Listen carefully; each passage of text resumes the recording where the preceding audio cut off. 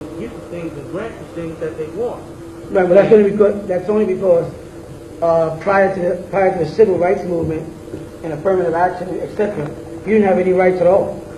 Right? What happened is in the 17th century, right here in Georgia, where we dwell, the Yamasee, Native Americans, the Europeans came in and made a deal with us for equipment, heavy equipment, because we couldn't sell our goods because heavy equipment was starting to come in, more sophisticated farming. So they made a deal with us and told us that they would give us a certain amount of heavy equipment, like they usually do, and we pay them back in 6 months. You follow? However, and you can read this, you can read up on this. However, after we did it, they didn't hold true to that treaty because it was an oral, not a written agreement. They came back within 3 weeks, and then when we couldn't afford to pay them, what they did is they took the women and the girl children from us. All right? It didn't stop there, because that's not how the Yamasees dealt, right? And they started having children by them. All right? What happened within a year's time, the Yamasee were trying to hold true to their word, and when they found out that these Caucasians, these British Caucasians, were having sex with their daughters, there was what they call a Yamasee massacre here in Georgia, right? Like the Zulu did, and they rose up and they started massacring Europeans and pushed them off the land. But what they had to take back into consideration is that a lot of their women had been raped by these Caucasians, and the children being born to them were mulattoes. You follow that? These mulattoes grew up, wanted to leave our campsites, or what they call presently reservations. They want to leave the land and go and look and seek out lighter people. So when these mulatto children sought out Caucasians to marry, they produced these Caucasian-looking people who by right can say they're Yamasee. You follow? You understand what happened? And then what happened is the tribes a war broke out. We blended in with the Seminole, the Creek, the Oshito, the Wichita, and different tribes as Yamasees. We ended up inside because then all the Europeans came together against us because we whipped a couple of ass.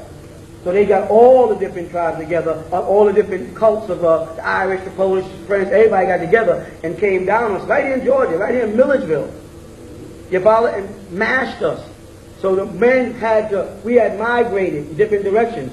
Those that went to Georgia, we became known as the Seminole. So far, ones who are going, so others of us went as far as Chile, became as far as Yucatan. We scattered in different directions, and we became mixed in with the Cherokee, so you find a lot of your Yamasee saying, I'm a Cherokee. And you say, how do you know? Because my grandmother is a Cherokee. And it goes back further than your grandmother. What about your great-great-grandmother? What tribe was she? Because the Cherokees was not always there.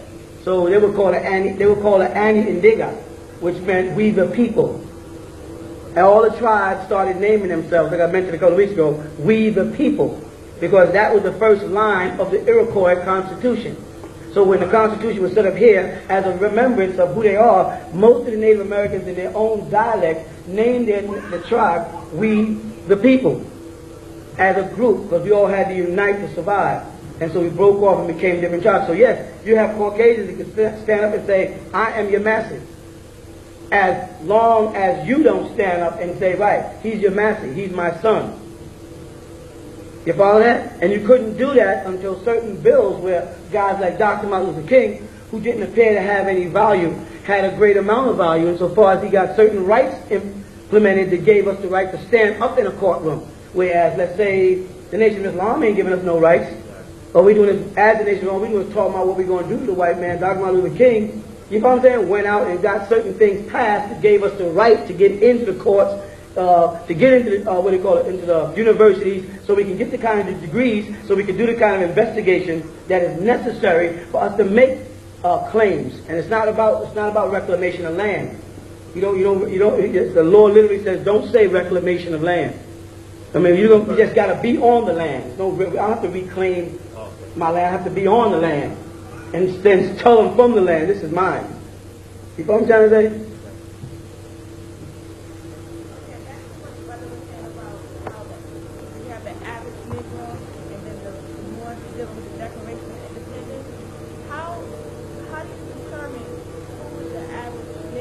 They made that rule. Here's that you had a situation in America where you had the Africans were brought over. Remember, you got several different slave trades. And they try to keep, say, for instance, each group starts basing their philosophy or doctrine around one particular slave trade. Like the Nation of Islam keeps talking about John Hawkins in the 15th. Right? Then you'll find that the Moorish Science Temple talks about the 17th century, and they're talking about Sultan City, and that slave exchange. We as Ansars, we talked about the slave trade that came out of Sudan, where the people of Zimbabwe, certain Muslims, sold us over into slavery. That's our Ansars, and everyone, and all these events. He wasn't in Mother Africa taking one group. He was going around taking different people and making a melting pot. But what they don't mention is that there were already people here. There was black people already in America, which are the parents of all those people from different parts of Africa, because they moved over here from Uganda thousands of years before we even broke up into different tribes in Africa and became what the Arabs call Africans or Ifriqians, those divided into farqa, into pieces. You follow what I'm saying? So now, what happened is when they got here, at the time we moved way down, let's move down 1,000 years and move to the 15th, 16th, 17th, and 18th century, you had in the shores of America Moors who were not Muslims. Had nothing to do with being Muslim. But you had Ansars who were Muslims, who came over here, who were brought over here out of Sudan. All right? So when you get a picture of it, thank you. You get a picture of, let's say, this is America now, and this is Africa. People were brought over here, they're all over this place here. And when the Caucasians started making rules and regulations, he was concerned with the African slave trade. He didn't care nothing about the Moors who came from Morocco, right? He didn't care nothing about the Moors that came from Mauritania. He didn't care nothing about the Moors who came from Senegal. He didn't care nothing about the Moors who came. All he was concerned with is niggas from Niger, which he called the Ivory Coast. He called them niggers, nigger, negrito. And they flipped the coin in the Latin-speaking world and gave negrito the respect when morenos used to have the respect. And then they call them negrito morenos, which is black or Moors.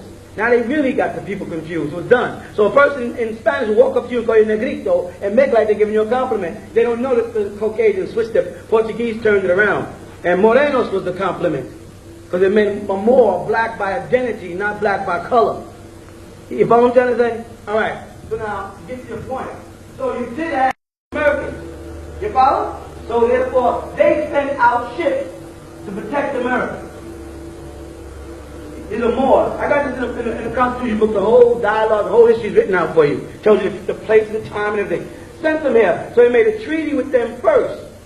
This is why the White House, the capital, so-called capital, is called the White House. Because the word White House comes from the word Dar Beida. Dar Beida means the White House in Morocco, and that's the capital of the largest city there. Rabat has recently become the capital of Morocco. The original capital of Morocco was Dar Beida, which in Spanish we say Casablanca, which means the same thing, a white castle or a large white house. So the fact that the United States has a White House as a central point and has a dome on it like a mosque tells you that it was influenced by people who came from Morocco called Moors. Dar Beida. You follow what I'm trying to say? And they sent Abraham Lincoln inside it, but he's sitting in the seat of Ramesses. He's not sitting, he's sitting like a pharaoh, Ramesses. If you ever see the statue of Ramesses, when you walk by and think about what you see in Washington, Abraham Lincoln is doing the same thing. So every Grand Master is because of Ramesses. Okay. So there were Negroes here that were called slaves, even though we know the word slave is Slavic and can't apply to us. They did allow themselves to be called slaves and be treated like property. You follow that? You also had the Moors. Now, what was important about this thing is when I say the Moors came to America, the first thing that comes to your mind is Moroccans with light skin and wavy hair. But the treaty said, do not send any mulatto. No mulattoes was allowed. And mulatto was not, like I said many times, was not even an English word. It was from molad. Those born out of our seed. So they did not allow, they only allowed dark-skinned, woolly-haired Moors to come to America. Because they did not want to mix them in with their mulattoes who was already here because of the, what do you call it, the French and the Portuguese raping us. You know, hunky. You know what hunky means, right? You know where it came from? When they would go outside our towns on the other side of the road and honk their horn so the black women would come out. That's why we refer to them as hunkies. They would honk, because horns years ago didn't go beat, they just go honk, honk. If you're old enough, you know that. And so the only way they could get the black women, the Caucasian, get black women to come out at night to make money for their families, before they brought them in their house and made like they were washing the floors and taking care of the kids so they can have sex with them. They used to pull up outside our neighborhood, and black women would know to go out there to the woods and they'd meet white or police officers or whatever, and they'd get a couple of dollars for some sex. They'd also implant seeds at times. It's a sad story, but it just happens to be true. That's where the name came from. But okay, if I got lost. So they only allowed a certain Moor here. They were afraid that the Moors that came in were going to get mixed up with the Africans that was here and the mulattoes. So they said, make sure you only bring in dark-skinned, woolly-haired Moors from Morocco. Now, part of the plot was to later capture them. They didn't tell us that, though. So now when we came in as Moors, they gave us documents and paperwork and treaties made with George Washington with his signature on it, which is in that book I gave you. If I was telling you that they are to be treated like equal citizens to every Caucasian in this country. And these were black men and black women with these kind of feathers on them, walking around during the same time they were having slave blocks and selling people. There were black people there buying for slaves who were Moors. That's real. That was us. That was our culture. We forgot it because we think Africa is our only home. But we were already here. And then we had some that came over here. Again, we were not Muslims. We didn't care. They associate the word Moor with the word Muslim. Muslim is a curse to a real Moor. Because we knew that the Berbers invaded us with their Arabicized ways and poisoned us into believing in their image, and therefore pushed more out of existence, and all the cultural contributions we did got lost.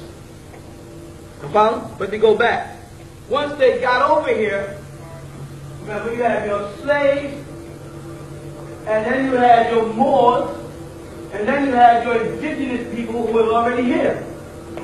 The indigenous people were mixed in with Hushen, right? And they produce what you call Native Americans. When you hear about a Native American and you see a person with a round face and two long straight braids, that's not the Native American, that's an Indian.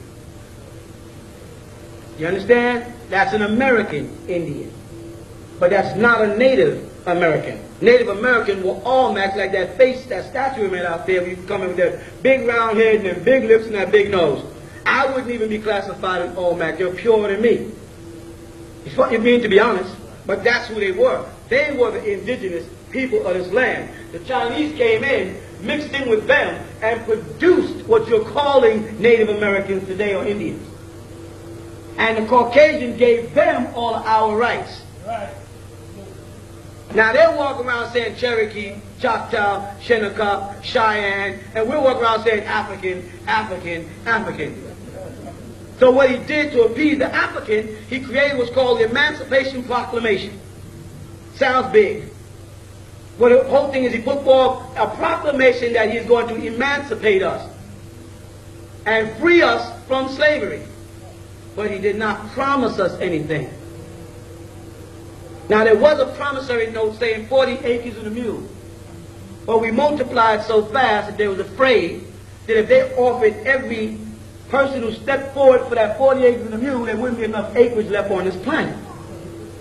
We would take over. So they had to drop that and the mule and just start slapping us upside the head whenever we started asking for our rights, or creating organizations that would stifle our growth. You follow that? the first thing to do was to create religion. Get us caught up in religions that don't pertain to our own past. Such as, regardless of what I, or Farrakhan, or the 5%, or the Morris Science Temple, or anybody else says, when you see this word, which I'm quite sure you have a hard time figuring out, the number L, Arab. I could write it with a long letter, but I'm doing a shortcut, okay? Arab. Drop this and go Arab. You hear that word, Arab? What do you think of when you hear Arab? Tell the truth. Do you think of Farrakhan? Do you think of Noble Ali?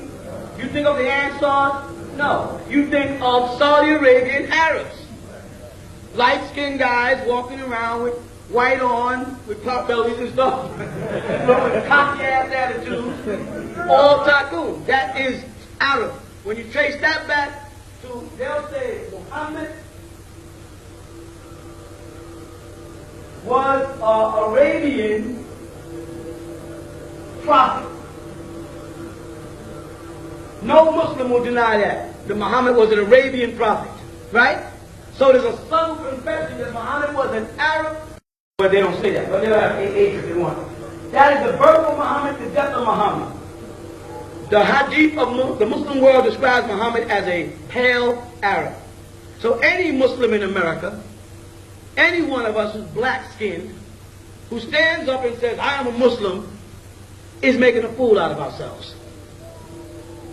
Because as far as society, the records, and history, Arabs are not black-skinned, nappy-haired people. Now we can modernize it and say we're 5%, gods of the planet Earth, nation of Islam, Ansarullah. We can modernize it, but at the root of it, you follow? There's still Arab. You go to Nigeria, amongst the Hausa, they can be as black as night, and they're Muslims, they're still surrendering to an Arab culture. Meaning if you take it back to its point of origin, you don't see you see an Arab. So you don't have the right, and your rights won't support you in any international courts in this world saying, I am a Muslim. By religion. Because Muslim will be synonymous with Muhammad of 570 who gave birth to it. Women. And the Muslims have to fabricate a false history to stay in the world of trouble by saying all the prophets before Muhammad were also Muslim. Until you say prove it. They say, well, I can show you the Quran. I ain't asked you to show me your book. Your book started in the year 610 and stopped in the year 631 when Muhammad died. This is when Muhammad received his first revelation. Moses, Jesus, Abraham, all of them were before Muhammad got the Quran. Correct? Right. If the criteria for being a Muslim is belief in the Quran, then how could Jesus have been a Muslim if the Quran didn't exist when Jesus was born? How could Moses have been a Muslim if the Quran didn't exist when Moses was born? See, Muslims had to create a fake history because they only got 1,400 years of history, and now with computers, people are able to jump thousands of years in time in a couple of seconds. Historians, anybody can become a historian just by opening a laptop computer and doing a putting in Corolla and go back to Muhammad and say, well, then how could Jesus have been a Muslim if the criteria for being a Muslim is making salat 5 times a day? And Jesus didn't make salat 5 times a day. And the criteria for being a Muslim is you can't make prayers anytime you want to. You must make them according to a schedule. And Jesus went in the Garden of Gethsemane when he felt like and fell on his face and prayed. So what's your criteria? They needed to fit in history to control the world as the New World Order. You understand? Now let's go back again. Let's go back. Because we eliminate this every time they say I'm a Muslim, I'm a original man, and I'm an Asiatic black man. You got a whole bunch of crap. Asiatic black man, you think you slick. You think you're easing into Asia with these Arabs, but you ain't. That's a con, Asiatic black man. They get you out of Africa into Asia So you can start thinking, I'm Asiatic, thinking you ain't no Asiatic. Look up the word Asia means Orient. And you ain't no Oriental. You can slang, you can take your eyes slanted, you still won't be an Oriental. Still be. The next step is to go back to Jesus. When I go back to Jesus, I go back 2,000 years ago. You got that? Got it. That AD and BC, they real confused. They don't know when the world was born. Now, when you get the picture of Jesus in your mind, and don't lie, because you've seen the picture we do, nigga. So nigga lie quick, don't lie. Right? When you think of Jesus, what do you think of? That man on your grandmother's wall. Don't lie. Either he's kneeling down doing this, or he's standing there doing this, or he's doing this, but it's the same old little Jewish boy. But he's definitely not Joshua from down the block. He's definitely not no black man with no big lips and no thick nose and no nappy hair. Now we can draw all the black Jesuses we want. The same way the Muslims can fabricate any part of history they want, we can start creating black Jesuses to make us feel good. But when the world looks at it, you follow? And you say, I am a Christian. Christian is synonymous with Romans and Greeks. Correct? And it doesn't fit you. The shoe don't fit. Or should I say glove? When we go back to Moses, we're going back to 4,000 years. Actually 3 and something, but 4,000 round off. Now there's a little trick in history. Because Moses was born in Egypt. Correct? He wasn't considered a little white boy born in Egypt. He was considered an Egyptian while he was in Egypt. Because they gave him an Egyptian name, Moses. Which simply meant to be drawn out of the Nile. Joseph got them into Egypt, the Israelites. The Israelites who got into Egypt came in there after Solomon and them had already mixed in with Hittites. Because the description of Solomon in the Bible is that he's light-skinned with black straight hair. Not that he's an African. I don't care how much Rastafarians want Solomon to be black. Solomon, according to the Bible, is burly with hair like raven, black like a raven. That's black straight hair with an ivory belly. Now, one of you niggas upstairs will pop open that belly. There ain't gonna be no ivory unless milk is dribbling off your lips. You understand? So Solomon was a light-skinned, he was one of us, but he was light-skinned with black hair. The Egyptians did not like that blood mixing. But the Israelites did get into Egypt to work for us and mix in with our blood, creating a lot of these pictures you see of Egypt today with all these different races of people. But Moses was considered one of them, but of mixed blood, not a half original man. Right. You know what I'm saying? Moses was there with mixed blood, but you don't. In history, they will not identify Moses with American Negro or African. Though Moses was born in Africa, they will not say Moses is an African. They'll say Moses is a Jew. Over and over again. Is that right? So again, Israelite Hebrews, Hebrew Israelites, black Jews, whatever you want to call yourself, when you say you are Israelite, you are being related back to Jew. I'm saying, I don't mean in your little corner with your 13 followers. And all of y'all sitting around with big Jewish stars on saying, well, that's not who I'm talking to. Y'all can tell each other anything you want. I'm saying when you present your case to the world for identity purposes. Because that's what it's getting down to. You follow what I'm saying? When we got to go up against the world and tell them who the hell we are and stop letting them tell us who we are. They didn't change who we are in the last 100 years 5 different times. We were nigger, Negro, Afro-American, not African-American, but they won't say more. You understand what I'm saying? They will keep naming us as long as we'll keep on accepting them. Nobody else comes over here to this country and allows other people to name them. The Italians come over here, and you go to a pizza store and they got an Italian flag up, red, orange, and white, and they'll say, I am an Italian. You call them a greaser, or what's the other thing they use for them? A what? They don't recognize it. They take it as an insult. If you call the Chinese a slope head or slant eye, they take it as an insult. They call you a nigger, a Negro, or Afro-American, and you say, thank you, son. or colored. Like I got more colors on me. I got the less colors on me than anybody on the planet. Everybody else got blue eyes, blonde hair, red hair, green eyes, gray eyes, pink skin, red skin, beige skin. Niggas all come in one color. How do we end up colored? You understand? Unless you meant they colored us all in one color. All right, let's go back. So, calling yourself a Hebrew Israelite in the international community, trying to get your identity or your don't mean jack. You understand? You're going to have to go back to what is recorded. And you're going to have to go back and prove that.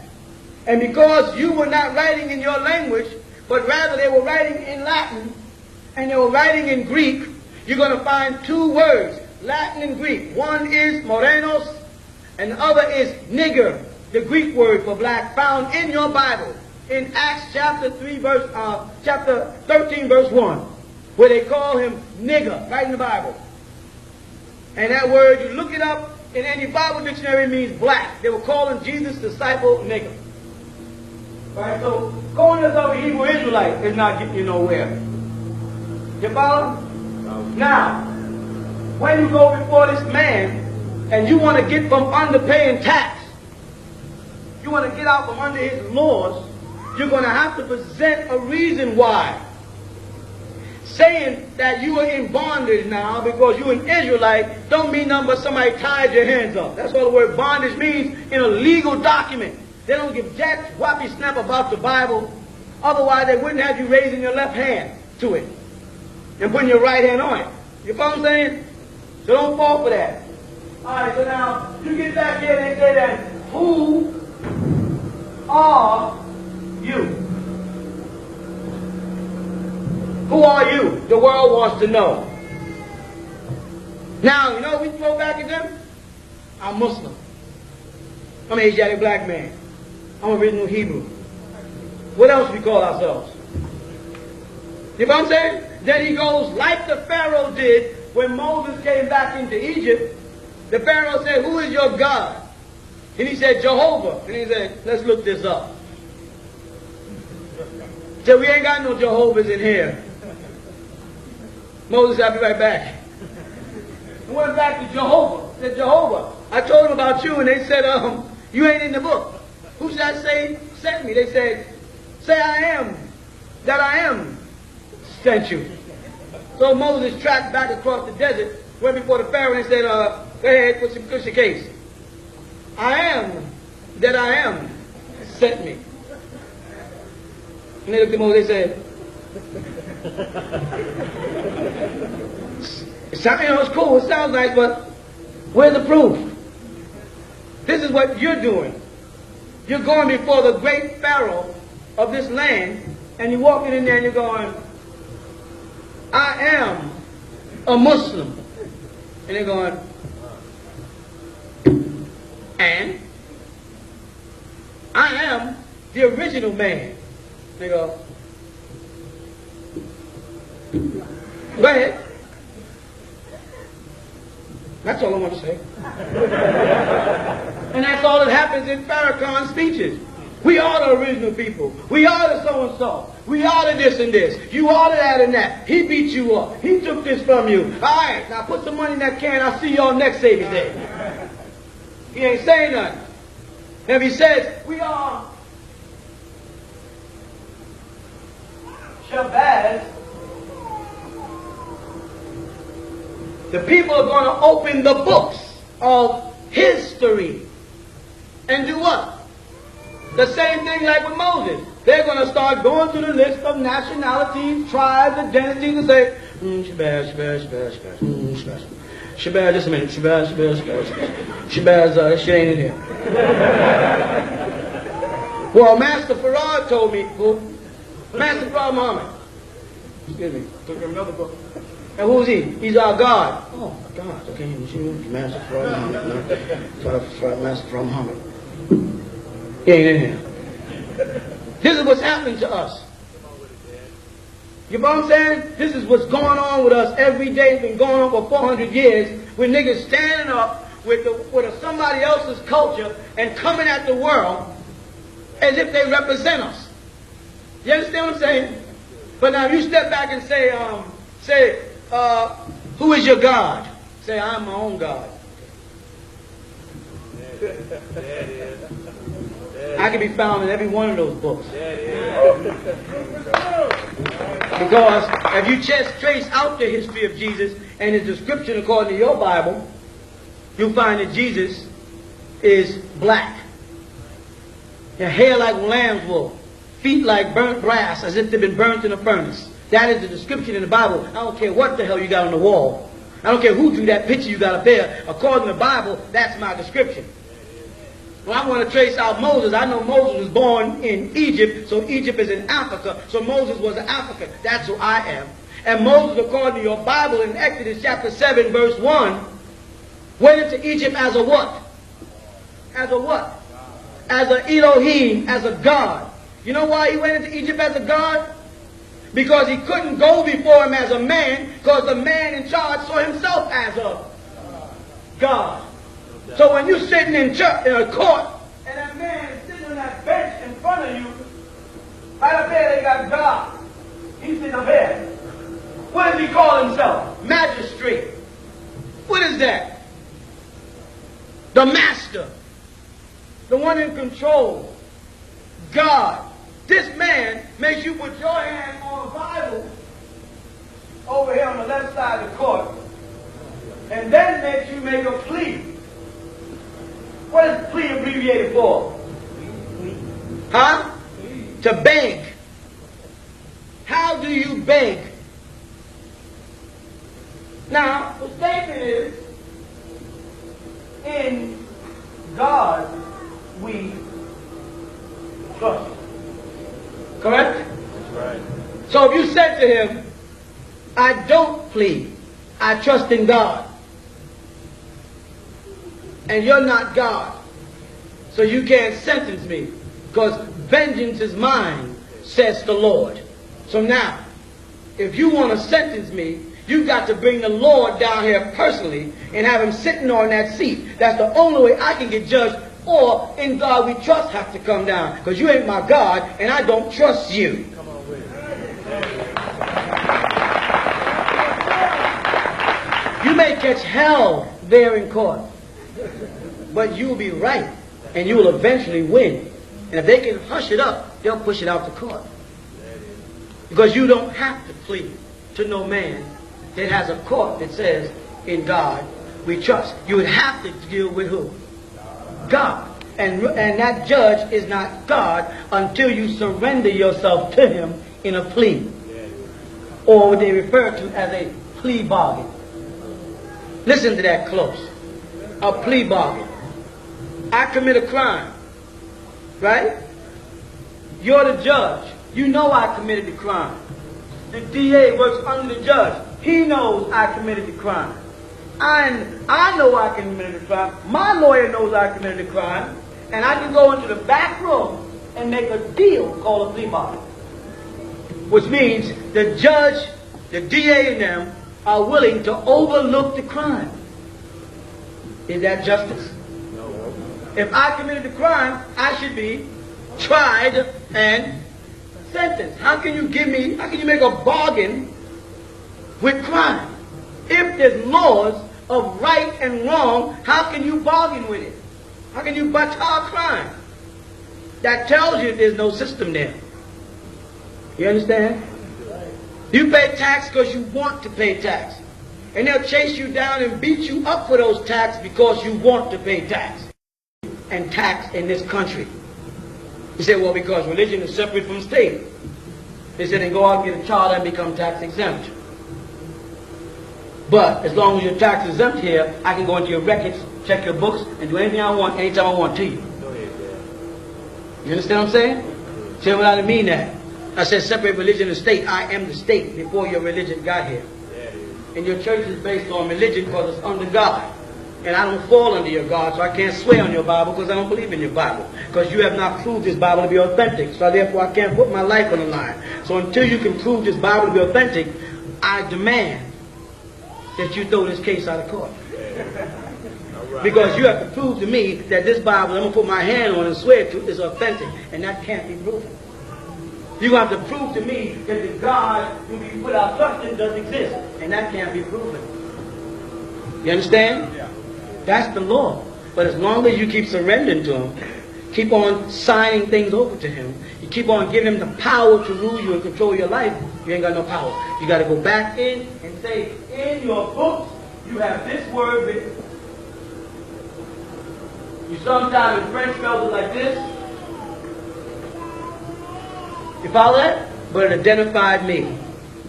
Back to the question, meaning that they were Africans over here. They fell under your laws, the Emancipation Proclamation, and then there was us Moors who came over here to help you.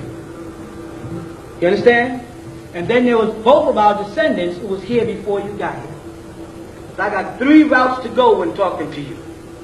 I could be the ordinary Negro who falls under the Emancipation Proclamation and gets abused. I'm begging for my rights, and you ain't giving me nothing. Or I could be the Moor who falls under treaties made with George Washington and exempts me from all of your touches.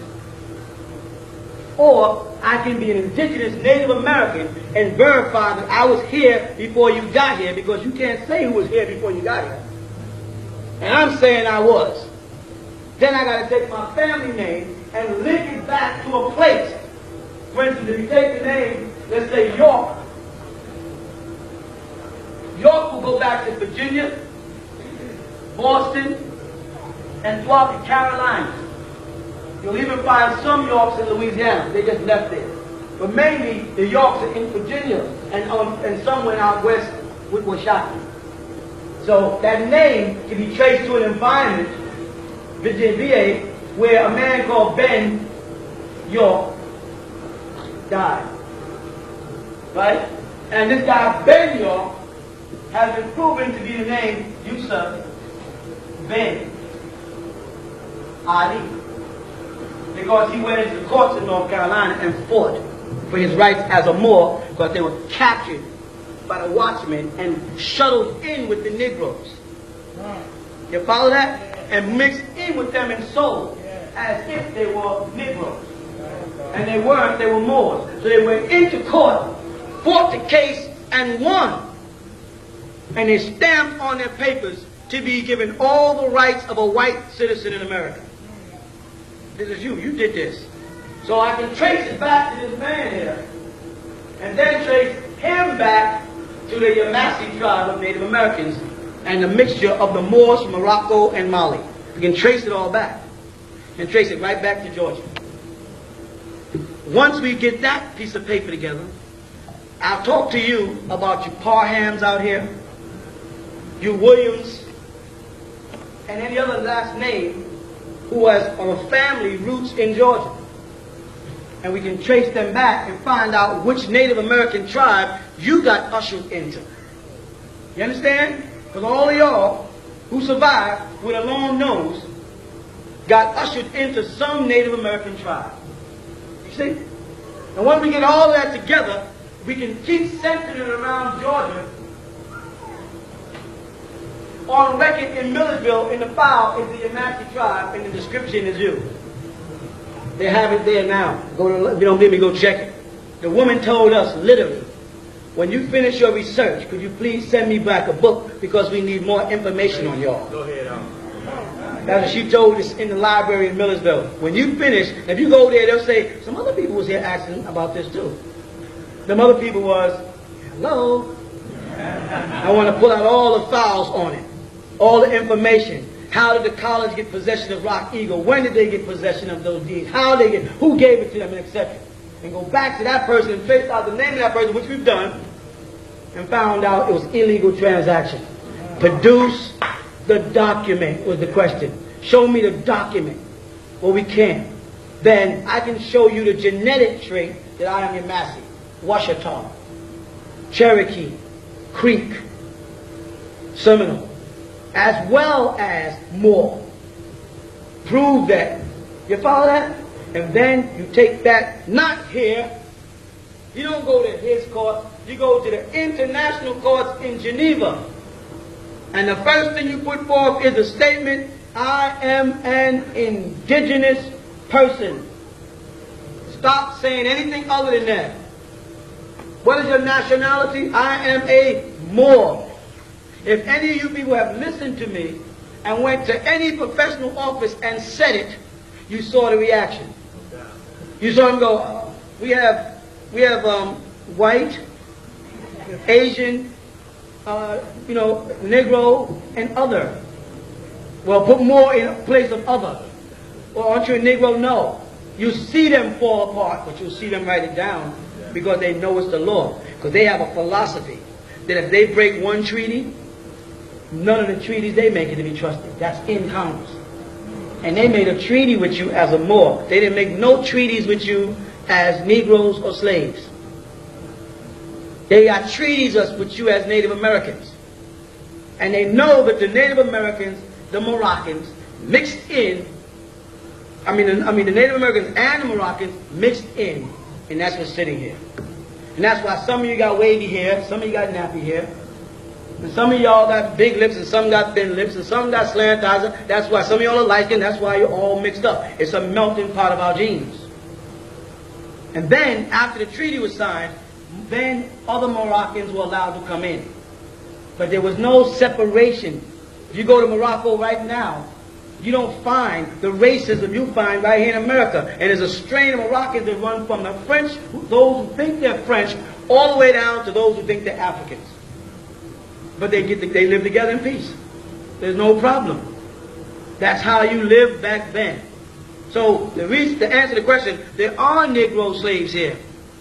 And as long as you keep saying you're Negroes and accept organizations like the NAACP, you will never have rights to what is rightfully yours. You with me? But the moment you start saying, I am an indigenous person, sovereign, I belong to a sovereign nation, they can't do jack with it.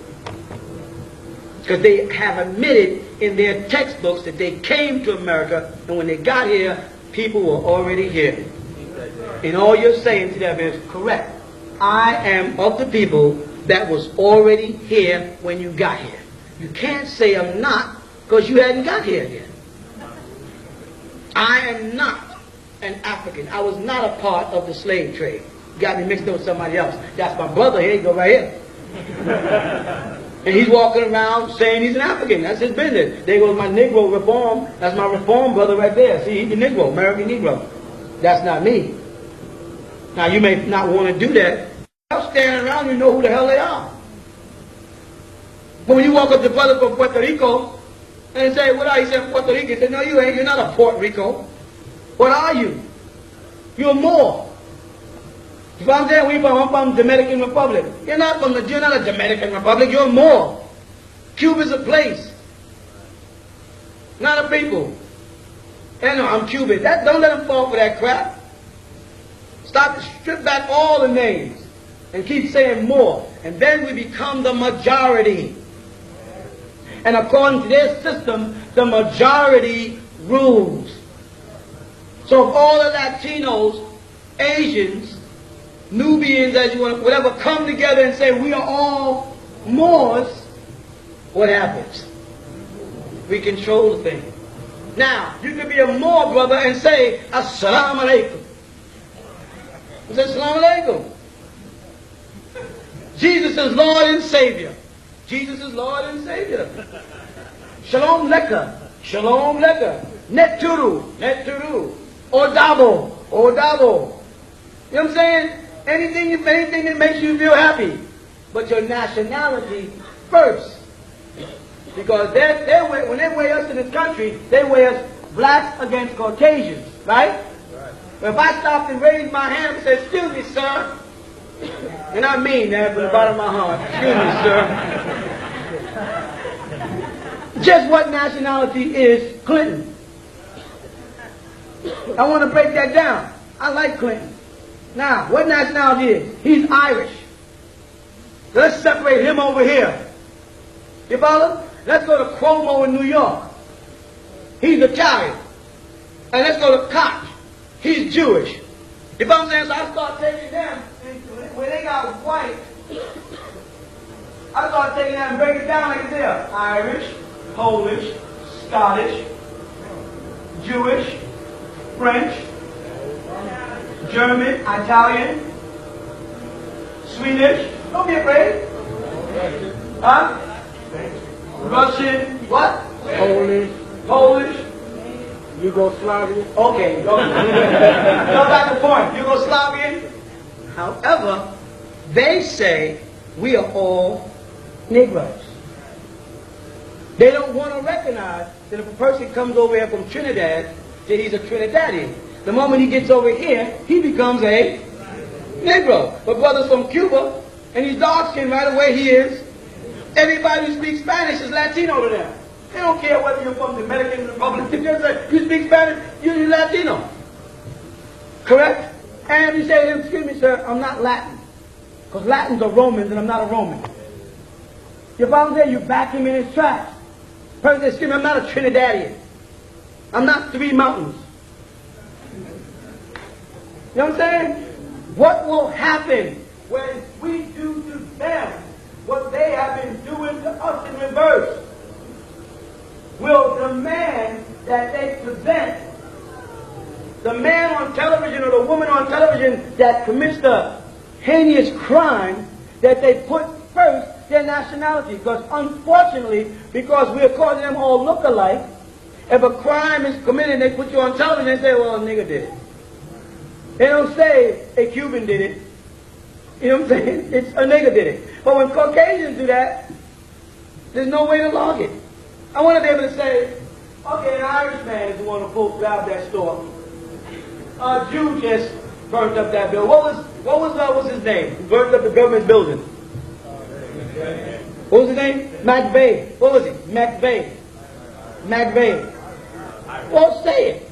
You know, not y'all, them. Say, young Irish guy blows up US FBI building. So everybody can turn in and focus on the Irish and say, you Irish are bad people. So if I catch Irish people walking in my neighborhood at night, I can stop them and say, you better get out of here because you're up to something. If I have a store and an Irishman walks in, I can walk up and say, oh, can I help you? Because you got a history of blowing up buildings. So we don't need you Irish people walking around our neighborhood. That's what they do to you and I. Snoop Doggy Dogg commits a crime, and I walk through the neighborhood and they ask me, come here. What are you doing here? Walking through the neighborhood. You live around here? Does it really make a difference? Yeah, it makes a difference, because we don't know who you are. Are you supposed to know who I am for some reason? To have a hit record or a movie or some shit out? Unless you're implying because I'm walking through a white neighborhood on the planet Earth in the U.S. of A. where I have my rights and pay my taxes, that you're supposed to know who I am. But I know you're not doing that because you'd be in violation of my rights. You wouldn't want it. That's not what you know what they'll say? Nigga, just get out of here. Whoa, more, just get out of here. Nigga wouldn't have questioned you. You know what I'm saying? I have a right to stay here unless I'm in violation of some law. I have over $7 in my pocket, so you can't get me for loitering. I don't have any tools, so you can't get me for burglary tools. I don't plan to piss on the sidewalk, so you can't get me. I'm not going to talk to no white people, so I won't be disturbing the peace. So what is your case? And if you don't have no case, get out my face. And you do have a right to ask them. You just don't know you do. And when you start asking them, they back up off you. I'm not saying you to get arrogant. I'm telling you to ask questions. If you know you speed, nigga, don't say why you pull me over. Because then when I want to question him when I wasn't speeding, that's what kills it. Because you lied. If you speeding, they pull you over, they lie, I speak, give me a ticket. Because I know I'm going to say, I wasn't speeding. I was only doing 150. I didn't know I was speeding. Then when I come to the neighborhood and I'm not speeding, they pull me over. Just to keep us out of the neighborhood, man. So yes, there was a mixture. We have got to put them on the spot. And as you talk to Caucasians, the same way they do, I say, by the way, what's your nationality? Yeah. What do you mean? What's your grandmother? She's Irish. Okay, just want to know. Why you want to know? I mean, there's anything wrong with me wanting to know. I just want to know what you know. Because if you're Irish, I know that you believe that you came from little gnomes and shit. And at least I know back in your history there's some dumb shit about men walking around with bagpipes and short skirts. You know what I mean? I just want to know. Is there anything wrong? And if I talk to a Jew, I say, at least now I know you think you God's chosen. Everybody else is Gentiles. Everybody's going to hell except you. At least I know how you feel about me. Now if I say you're Italian, you going in the mafia? Why you got to say all Italians is in the mafia? Why you got to say all niggas rob people? Let's set the record straight. Let's stop being questions and let's start throwing some questions politely. Like I said many times, they ask you, can you help me in the store? What do you say? Yes. A white person walks up to you, you shopping, they say, can I help you? You say, yes. The moment I finish shopping, I get my package, I want you to help me carry it to my car. And if you don't intend to do that, then get the fuck out of my face. Straight up. Because they will walk over and ask you, can I help you? You know what I'm saying? There you can help me. Nigga, carry this bag. That's what you mean, right? Because you can't help me decide what I want to wear based on the way you dressed. You can't help me pick my style of clothes. Look at them shit you got on. So what you mean by help me? Carry my packages. What else could you possibly mean? You understand what I'm saying? Any other questions on it? Yes, brother.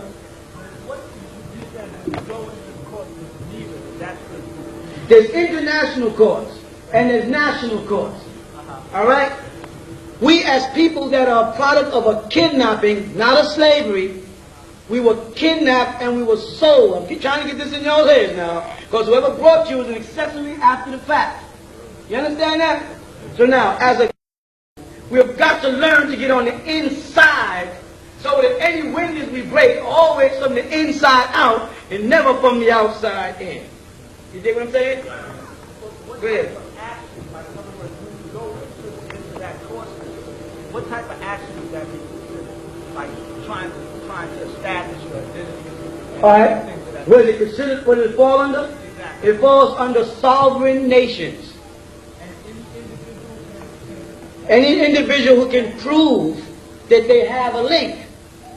If you just jump up and say, I'm a Native American, I'm a Cherokee, they'll say, which Cherokees agree with you that we have on record as Cherokees?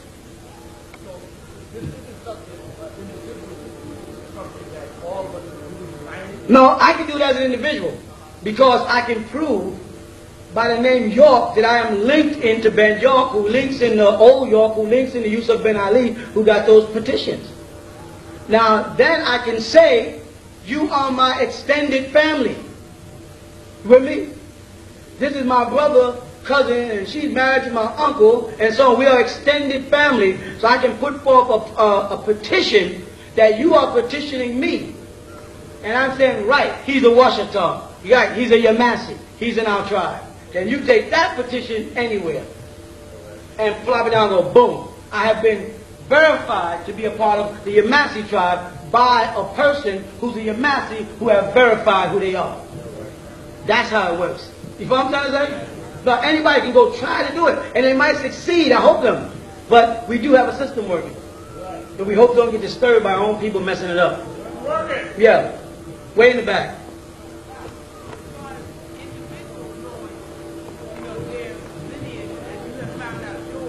I already knew mine. Okay. Individuals find out what tribe under the Washita. Yes. But what will happen is, I don't know the motive, so let me work with you. Yes, but if you're playing this game, like I know people that say they're Elohims. I'm an Elohim. I'm an Anunnaki.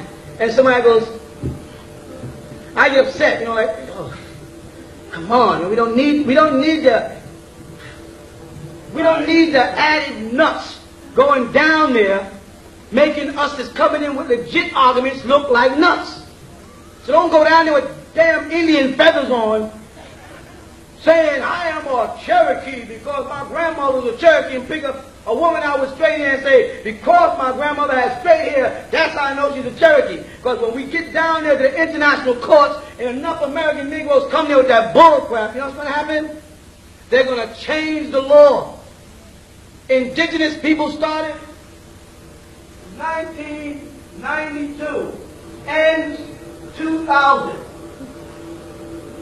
You can tell me you are a Shoshone, and I will ask you from which reservation. Let me see the certificate. If I don't ask you, I'm just respecting your request or your wish. Prove it to me. So if black people just start standing up saying, I am a this, I am a that, the devil is going to alter the law. And he has no rights about changing laws. Yes?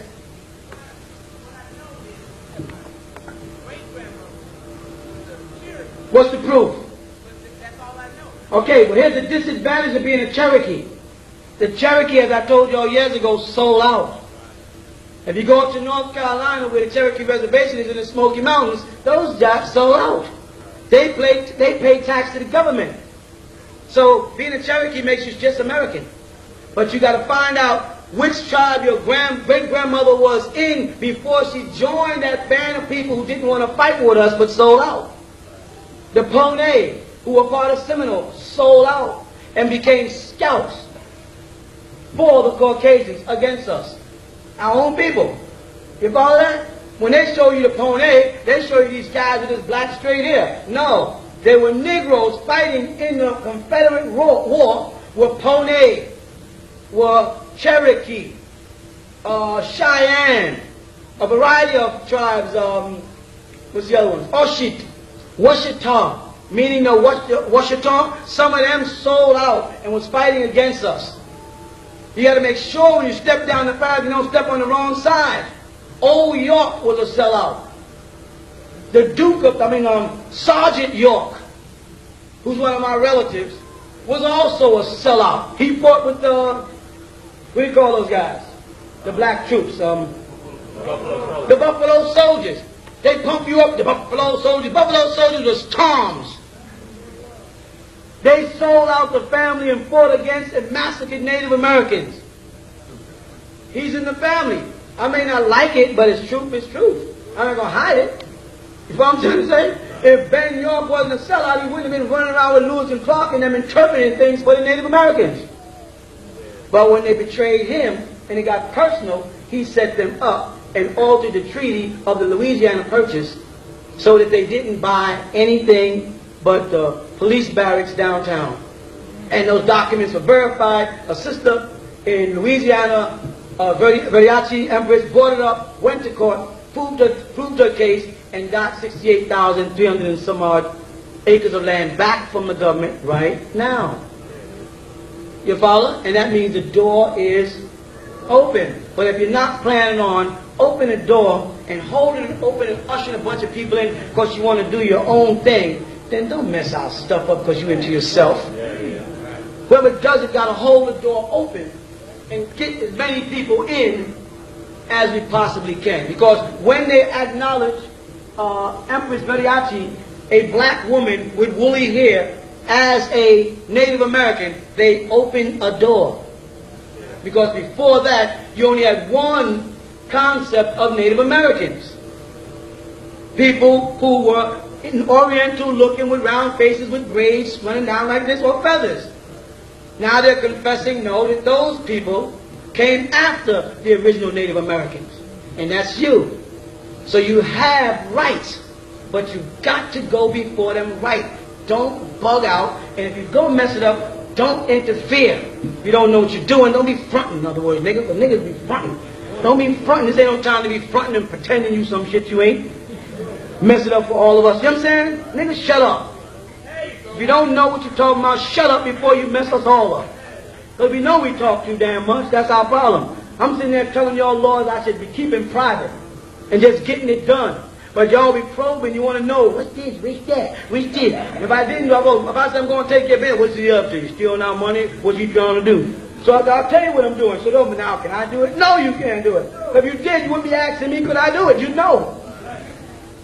You understand? So don't mess it up.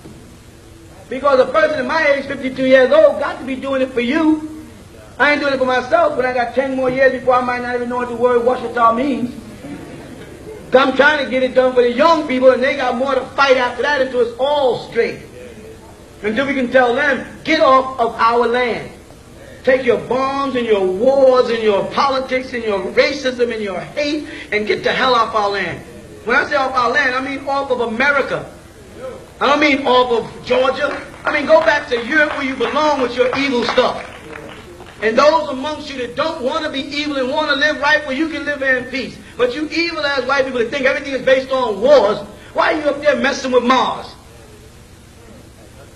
What would have happened if you'd landed on Mars and some Martians would have slapped the hell out of one of y'all?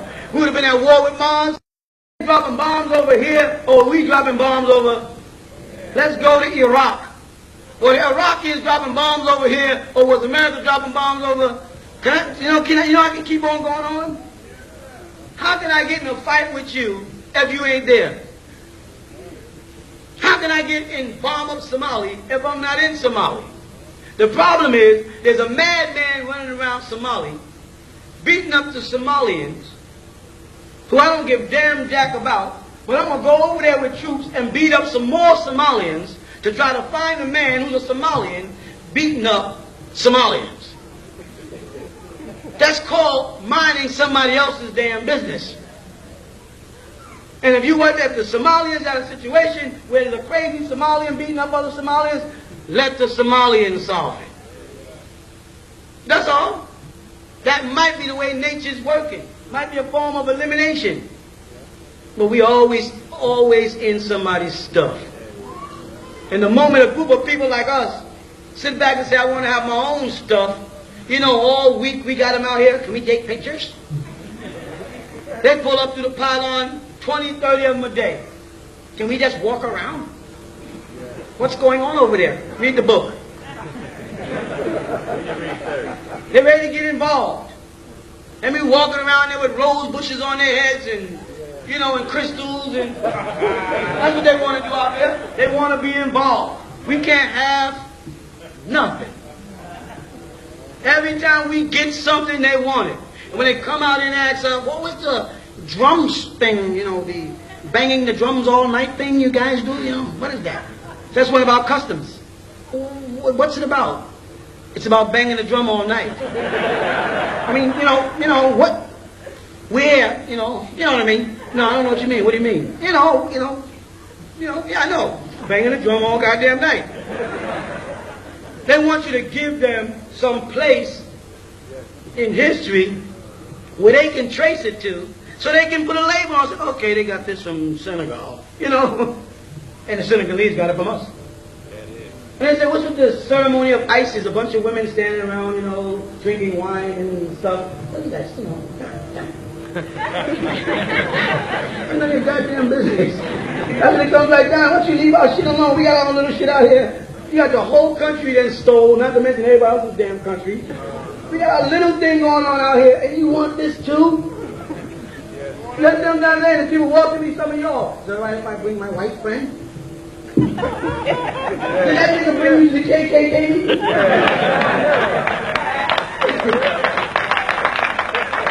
Did he invite your ass anywhere? Why are we always inviting people places? All they do is come in and take our stuff. If they can help it, there'll be a whole bunch of crystal-worshipping witches walking around out there. Oh, ISIS, the mother ISIS, the witch of witches she'll be. Be a whole bunch of old Amorites standing there chanting some druid crap. Christians will be saying, see how it's shaped? It's shaped like a cross. It must be the Blessed Mother Mary. They'll be having Christian services out there. Why can't y'all have your own thing here? I'm not saying white folks can't come. Anybody can come anywhere in America, correct? For as long as this piece of land is American. You know what I mean? But they can come visit, but what, don't be ushering niggas out. Come on out there and do it with me. Come on, Come on out there and walk around with me, white friend. You doing that crap. They'll be out there with beer cans soon. They don't got no respect for anybody's religion. Watch any movie. They just dog God. They dog everything. They don't respect nothing. So why invite them? Why create your own destruction? I don't want to sound like I hate white people. It's not about hate. It's about them. I got my own thing here. I got a basketball game. Why you on the court? Go play hockey, nigga. I ain't no hockey club. What you doing over here? Ain't my fault that nigga got in the golf gallery. Ain't my fault. Y'all shouldn't have let him in the court. Tiger Woods don't belong on the golf course. That ain't a black man's game. Thing. Sister.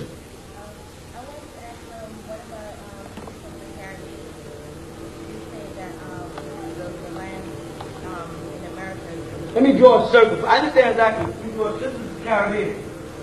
I mean, that's not the Caribbean, but that's the big deal. All right? I'll do that. Now I'll do the Caribbean, right? Now, this is Africa. All right? Archaeologists, paleontologists, all of them agree that everybody that's walking on this planet came out of here. That's a fact, correct? So now, some of us walked straight on across here before it parted. Right?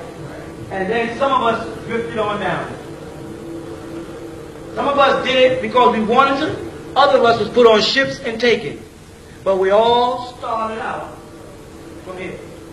So whether a person has a Irish accent, which is a Jamaican accent, which is really Irish, if you listen to it close, or a Negro accent, or a Southern drawl, and whether somebody likes plantains, or someone likes fried chicken, or chitlins, all of us are the same nigga with a new name. You know what I'm saying? And we got to start telling him, I ain't no Jamaican, I ain't no Haitian, that's just a place I'm from, I am a Moor. And we become a massive amount of people with one race. You know what I'm saying? And then when we move like your family wants to come over here from the islands, you just say, come on. And they can't stop you when they recognize who they are. But as long as she's saying, or I'm saying, I'm Trinidadian, and I want to come to America, then he said, ask me, can you come? You know what I'm trying to say? Ask me. And if you said, I'm called a Trinidadian who was once in America before you moved me here, I'm going back home, they can't reject you. There's laws that you don't know, power you don't know you have, because you have this tendency to go surrender to him. That's the answer to the question of how come Farrakhan was allowed to go to Libya when Americans were told they can't go to Libya because Libya was at war with America. Because Farrakhan is not an American. You follow that? They can't stop you. They can only stop Americans. You follow that? He don't even know that's the reason why. He don't know that's why. He's probably trying to figure out himself why they didn't whip this shit out of him. Because he's not an American. They really can't stop you from going anywhere. Because I can't stop you from breaking your way out. He can stop you trying to come back in. You with me? Yeah. So right now, if we want to leave and go to Ghana, we can pack our stuff up and we can go to the airport, right? And jump on a plane and go to Ghana. And nobody won't bother us. You know that, right? On your way back in is when the customs stop you and check your stuff and check your passport and check your visas and ask you about your exit visa and your entrance visa. On the way out, they don't care. You can drive from here to Florida and they won't even take tolls. On your way back up, back home, that's the way it works. You with me? It's a game. It's a big game they're playing. And we gotta get out from under the game. And when enough of us start doing it, then they will alter the law and get out your way. You understand? They will take an organization like ours and say, give them what they want. Because the people that follow Farrakhan ain't gonna never listen to him. Because they listen to nation. You just said it, nigga.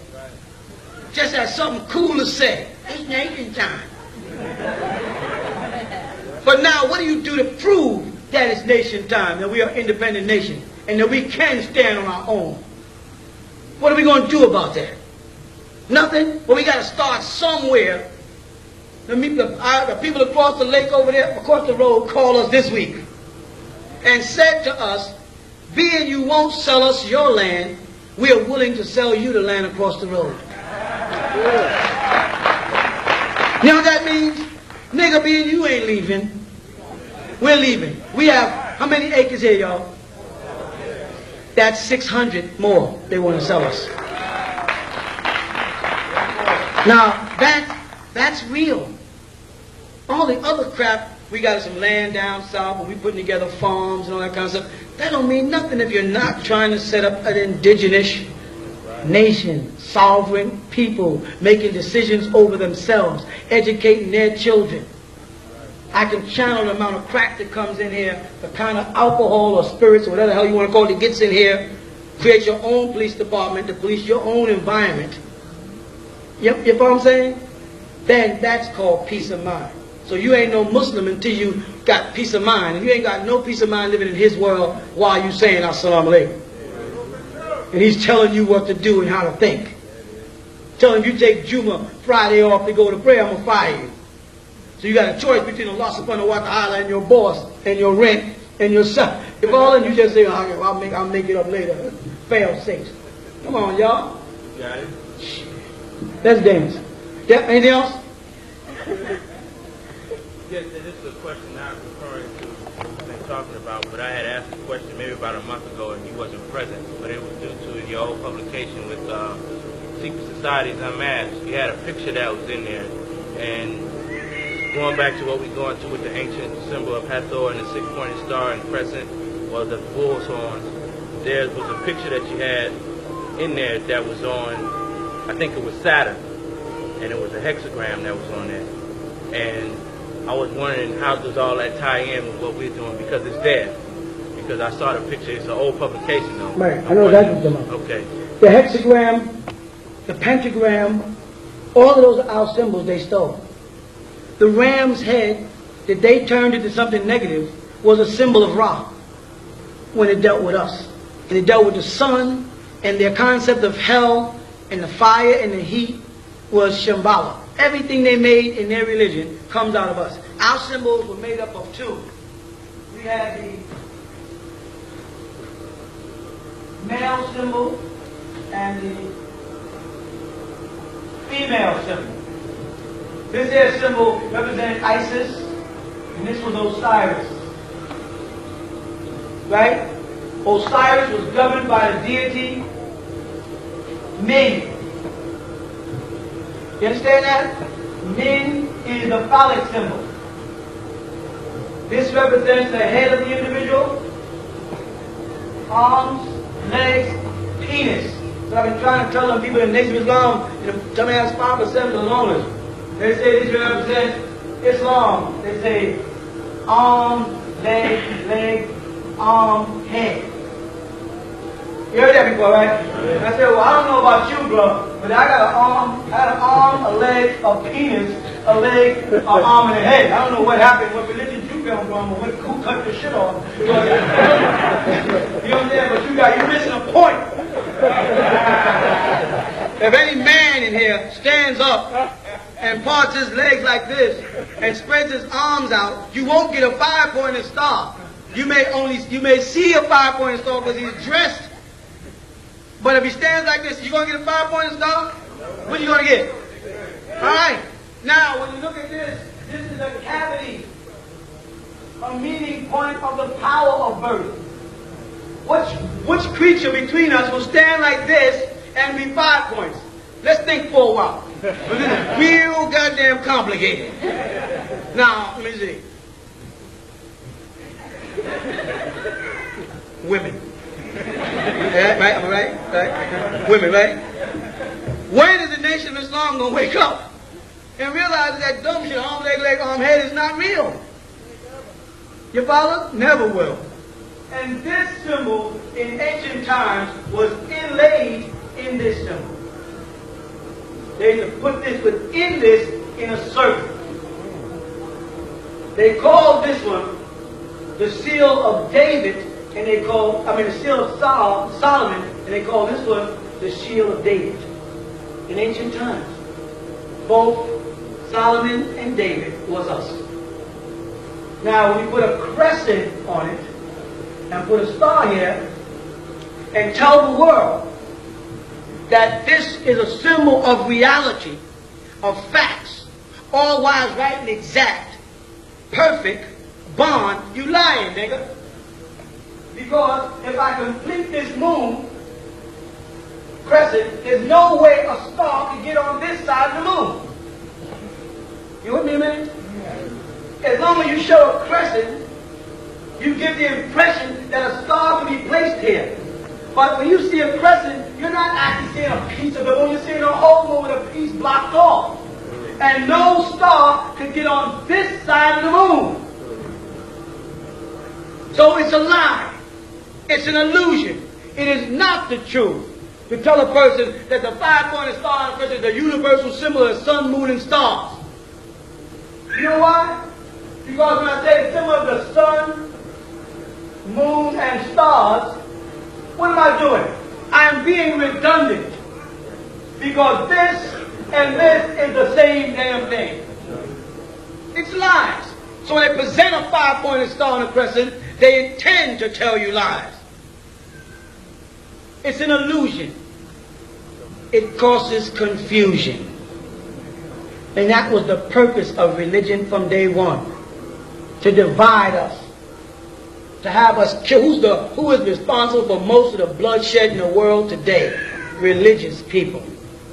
Terrorism. Right? Self-righteous individuals who think they are in direct contact with Allah or God, and thus they can go off and kill people. It's an illusion.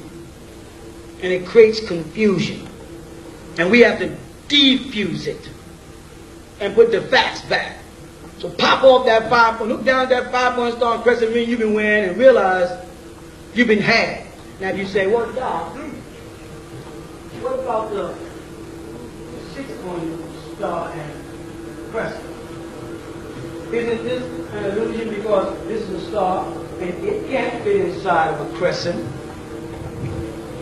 We spoke years ago and we told them that this symbol is not a crescent, that it was a symbol of a snake with its tail in its mouth. The crescent is only used when it's dealing with Isis or Dinah, the female principle.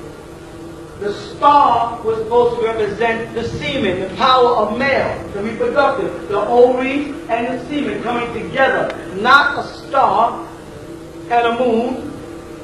The serpent with his tail in his mouth represented taking control over evil. It's like a dog chasing himself in a circle.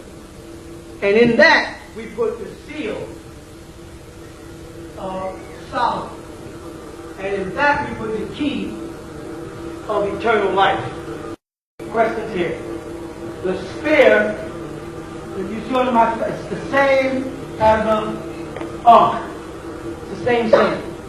But we did not say it represents the universe and the sun, moon, and stars, because that would be a lie. Whether they like it or not, it's a lie. Okay? Alright? Okay, so basically, is it a symbol for their Saturn, like it is here? It's all, yeah.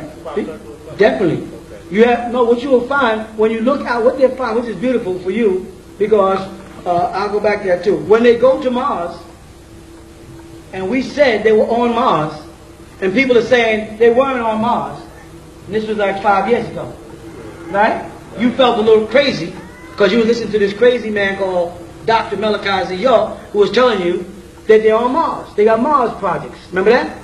And you was reluctant when you was in an intellectual conversation to bring up the part of the doctrine where I mentioned that they were on Mars. You beat it around that part, use the part of the doctrine where you wouldn't look stupid.